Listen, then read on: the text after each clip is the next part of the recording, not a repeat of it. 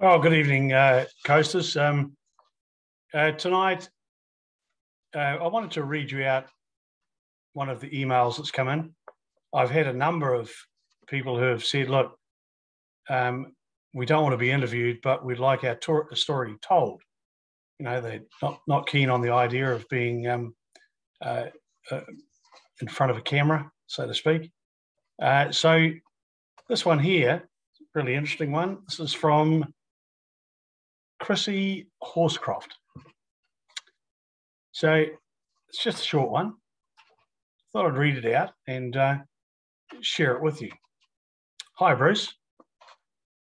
Thank you for getting back to me. Would you mind if I don't go online? But I'm happy to say what I wrote. But I would like, if possible, for you to get in touch with Sir Ian Taylor. I believe what he has to say would benefit all New Zealanders, but most of all, Kiwis who are locked out. Unfortunately, this government didn't and still doesn't want to listen to him in regard to MIQ, self-isolating, or rapid antigen tests. Locked out Kiwis situation needs to be addressed.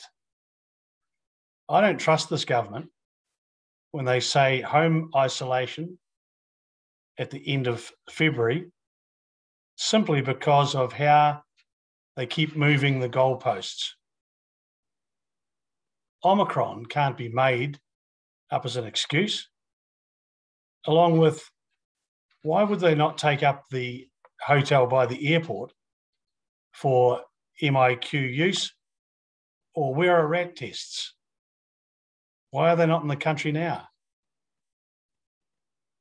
If I can work these things out,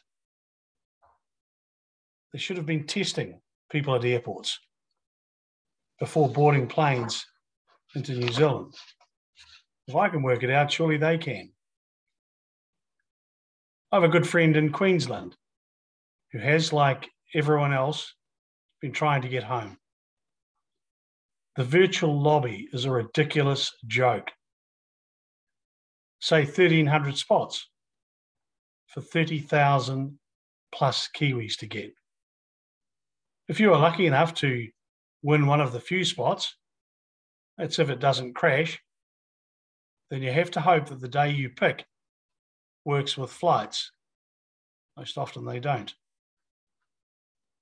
Pensions stopped through no fault of their own, except government wouldn't let you back home. And then being told to pay back the previous 6 months. No flights from Queensland. What right does government have to shut people out? And what will the next excuse be? Thanks for taking the time to read this out. Cheers, Chrissy. We have a crisis. This crisis is called democracy. And the value and the pride we have in being called Kiwis, where you get a Kiwi passport. And your passport guarantees you the right to leave and to re-enter New Zealand at any time. And that right is backed up by the Bill of Rights.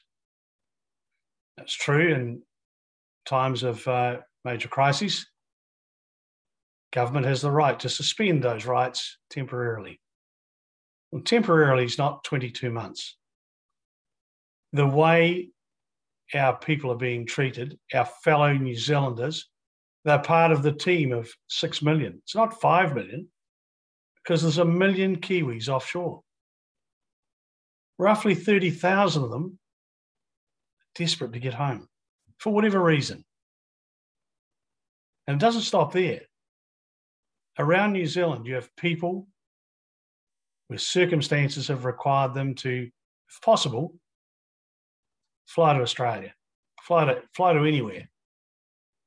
The death of someone, family member injured, relationship breakup, There's a whole lot of different reasons. Sometimes it's just that someone's going to change direction. But the reason they're not going is because you can leave, all right, but you can't come home. And that is simply not acceptable. This is New Zealand. This is not, this is not one of those countries where authoritarian control exists. And every one of those million people offshore, those million Kiwis, a message to you all, right across New Zealand, we care about you. We genuinely care. Forget about what the government's doing, if you can. We care. And you have the ultimate say. At some stage, you'll be home, you'll be voting. You won't all vote in the next elections. You've all got a keyboard. Write to your MP. Write to the Prime Minister. It doesn't matter that you don't get a reply. It doesn't matter that they don't care. What matters is that you're speaking out, because to remain silent at a time when democracy is under attack, it's unforgivable. Hey, thanks, Chrissy, and look forward to talking to you again at some stage.